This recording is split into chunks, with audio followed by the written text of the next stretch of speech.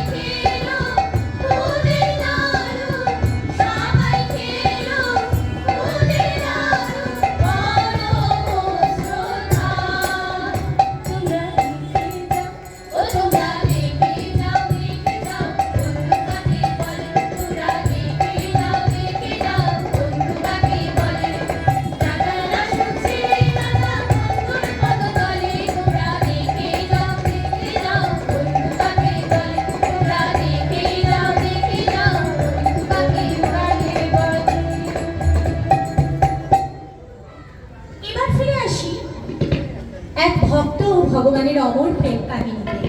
মেবারের যুবরানী এক রাঠোর রাজপুত রাজকন্যার মন শুধুই খুঁজে বেড়ায় তার